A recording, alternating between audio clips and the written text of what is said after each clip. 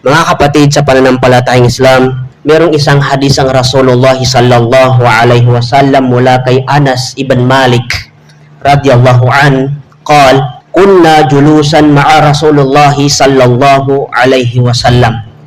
Isang araw, sabi ni Anas, kami ay nakaupo kasama ang sugo ni Allah subhanahu wa ta'ala, at sinabi ng Rasulullah sallallahu alaihi wasallam sa yugtong yun, sabi ni Anas ibn Malik, nang sabi ng Rasulullah, yatlu'u alaykumul ana rajulun min ahlil jannah. Ang sabi ng Rasulullah sallallahu alaihi wasallam sa kanyang mga sahaba habang sila'y nakaupo, sabi niya, darating sa inyo ang isang lalaking min ahlil jannah. Ibig sabihin, ang isang lalaking kabilang siya sa mga tao sa paraiso. Fatala'a rajulun minal ansari tanzifu lahyatuhu min wudu'ihi.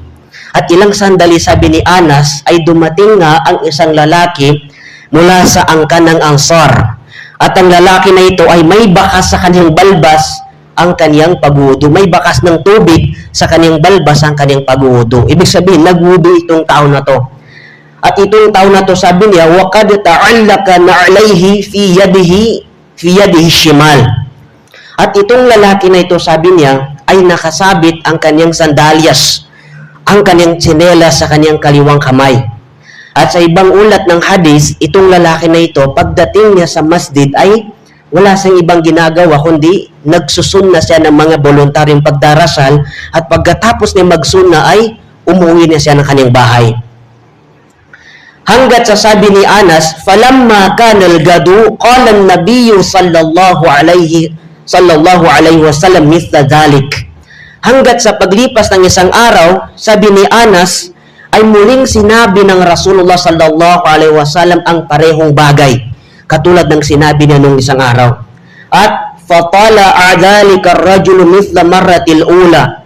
At muling dumating ang lalaki na yun na may bakas ng wudu ang kanyang balbas, nakasabit ang kanyang sandalyas sa kanyang kaliwang kamay. Pagpasok niya sa masjid, nagsusuna siya nagsasala siya ng voluntaryong pagdarasal, at pagkatapos ay umuwi siya ng kanyang bahay.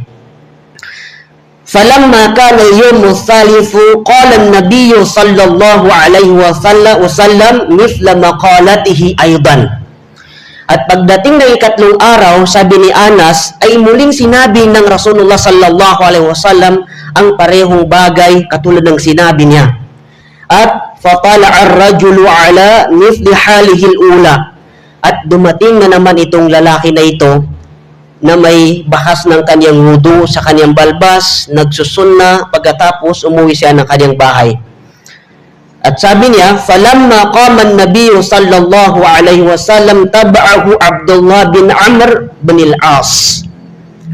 At nung tumayo na ang Rasulullah sallallahu alaihi wasallam mula sa kanilang pagtitipon-tipon, isang sahabi na si Abdullah bin Amr ay sinundan niya itong lalaki na ito. At ang sabi ni Abdullah bin Amr sa lalaki na ito, sabi niya, faqal inni lahaytu abi faqsamtu alla adkhula alayhi thalathan. Ang sabi niya, tunay na ayaw kong magkaroon ng tampo o galit, hindi ko kayang magtampo, magalit sa aking ama, kaya't sabi niya, ipinangako ko na pagpasyahan ko, sabi niya, na hindi mo na ako uuwi ng bahay sa loob ng 3 araw. At kung sabi niya, fa in ra'aita an tu'wiyani ilayka hatta tamdi fa'altu. Sabi niya, at kung nakikita mo, sabi niya, na maaari akong tumuloy sa iyo, ay gagawin ko, sabi niya, hanggat sa mawala yung pagtatampo ko sa aking ama. At sabi ng lalaki na ito, sabi niya, qala na'am. Sabi niya, pwede kang tumuloy sa aking bahay. To make the story short, ganun ang ginawa ni Abdullah bin Amr. Sumama siya doon sa lalaki na yun at titira siya doon ng 3 araw. At sabi sa narrator ng hadis na ito na si Anas ibn Malik, wa kana Abdullah yuhaddithu anna bata ma'ahu tilka al-layali thalatha. Sinabi niya na si Abdullah bin Amr ay ginawa niya, tumira siya doon, nakitulog siya doon ng 3 gabi.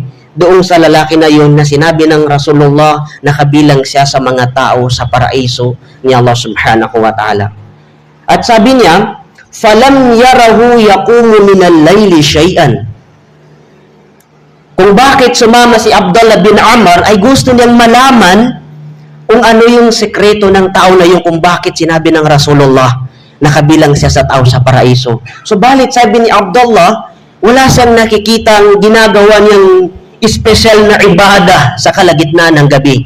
Hinihintay niya na sabi niya, baka ang lalaki na ito ay nagtatahajud sa madaling araw. Pero hindi naman nagtatahajud ang lalaki na ito. Ghaira annahu idza ta'arra wa taqallaba ala firashihi dzakara Allahu azza wa jal wa kabbara hatta yaqumu li salatil fajr.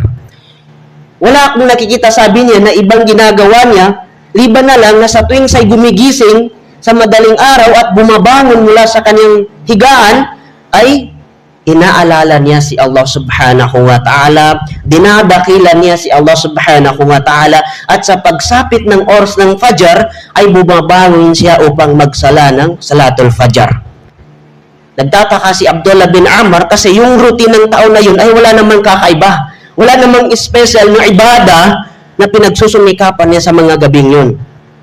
Hanggat sasabi ni Abdullah bin Amr, ghaira anni lam asma'hu yaqulu illa khairan. Sabi niya, wala akong naririnig na sinasabi ng tao na yun na mga masasama. Liban lang, sa ang naririnig ko lang sa kanyang bibig ay mga pawang kabutihan lamang ng mga salita. Falamma madati thalathu layalin.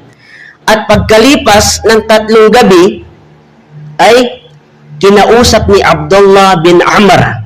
Tinanong niya ng diretsahan itong tao na to na sinabi ng Rasulullah na kabilang siya sa tao sa paraiso ni Allah subhanahu wa ta'ala. At ang kanyang sabi, ya Abdullah, inni lam yakun bayni wa bayna abi gadabun wala hajrun.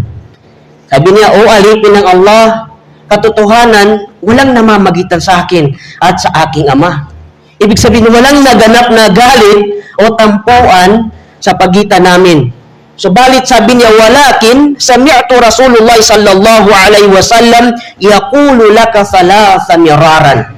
Subalit sabi niya, narinig ko na sinabi ng Rasulullah sallallahu alaihi wasallam sa iyo ng 3 beses na ang sinabi ng Rasulullah ay yatlu alaikumul ana rajulun min ahlil jannah. Ang sabi ng Rasulullah, darating sa inyo ang isang lalaki na mula sa ahlul jannah. Ibig sabihin, kasama siya sa mga tao sa paraiso ni Allah subhanahu wa ta'ala. At ikaw, sabi niya, ikaw yung dumating ng 3 beses. Kaya ko sabi niya, naisipan na mamalagi sa iyo sa loob ng 3 gabi, li'awzuru ma'amaluka fa'aqdiya bih. Nang mamalaman ko, sabi niya, kung ano yung mga ginagawa mong ibada, ano yung mga sikreto mo, at ito ay aking magaya. Susundan ko kung ano yung mga ginagawa mong ibada, kung bakit sinabi ng Rasulullah sallallahu alaihi wasallam na ikaw ay kabilang sa mga tao na makakapasok sa paraiso ni Allah subhanahu wa ta'ala. Subalit sabi ni Abdullah bin Amr, falam araka ta'malu kathiri amalin. Wala naman ako, sabi niya, nakita ng mga maraming ibada na ginagawa mo sa gabi. Famalladhi balaga bika ma qala an-nabiy ma qala Rasulullah sallallahu alaihi wasallam. Ano bang dahilan, sabi niya, kung bakit sinabi sa iyo ng Rasulullah sallallahu alaihi wasallam na ikaw ay kabilang sa mga tao sa paraiso?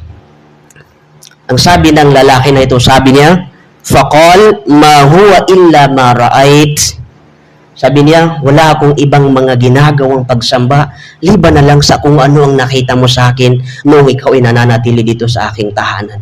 Wala siyang ibang ginagawa. Hindi naman siya nagtatahajud. Normal lang na routine ng isang mananampalataya. Paggising niya sa umaga, inaalala niya si Allah subhanahu wa ta'ala, dinadakilan niya si Allah subhanahu wa ta'ala, nagsasagawa ng Salatul Fajr. Subalit sabi niya, ghaira anni la ajidu fi nafsi li ahadin minal muslimina gisha. Subalit ay wala akong galit o sama ng loob sa aking mga kapatiran sa pananampalatayang Islam. Yun ang sekreto ng tao na yun. Yun lang ang sekreto niya na gusto malaman ni Abdullah bin Amr. Sabi niya, sa akin, sabi niya, hindi ako nagtatanim ng sama ng loob o anumang galit sa aking kapwang Muslim. Wala uhsudu ahadan ala khayri a'tahu Allahu iyyahu. At kailanman, sabi niya, ay hindi ako naiinggit sa mga kabutihan, sa mga biyaya na ipinagkakaloob ni Allah subhanahu wa ta'ala sa sino man. Masya Allah. Yun lang ang dalawang sekreto ng tao na yun kung bakit kabilang siya sa mga tao sa paraiso, yung tao na hindi siya nagtatanim ng sama ng loob o galit sa kanyang kapwa Muslim at hindi siya naiinggit sa kanyang kapwa. Kaya sabi ni Abdullah bin Amr, "Hadhihi allati balagat bika wa hiya allati la nutik." Sabi niya, yan ang dahilan, sabi niya, kung bakit sinabi ng Rasulullah sallallahu alaihi wasallam na ikaw ay kabilang sa mga tao ng paraiso ni Allah subhanahu wa ta'ala. Mga kapatid sa pananampalatayang Islam, kung pagmumunian natin ang hadis na ito ay napakalaki ng aral na mapupulot natin dito. Unang-una mga kapatid, ang isang taong mananampalataya kay Allah subhanahu wa ta'ala ay kailanman ay hindi siya nagtatanim ng sama ng loob o galit sa kanyang kapwa. Kailanman ay hindi siya nagkakaroon ng inggit sa kanyang kapwa. Ano man ang tagumpay na meron ang kanyang kapatid sa pananampalatayang Islam, ay never siya magkaroon ng hasad, never siya magkaroon ng inggit sa kanyang kapwa, kundi mas lalo pa siyang maging matuwa kung ano ang tagumpay na meron ang kanyang kapatid sa pananampalatayang Islam, na maging dahilan sa isang tao na malinis niya ang kanyang puso nang sa gayon ay kabilang siya sa mga tao na makakapasok sa paraiso ni Allah subhanahu wa ta'ala.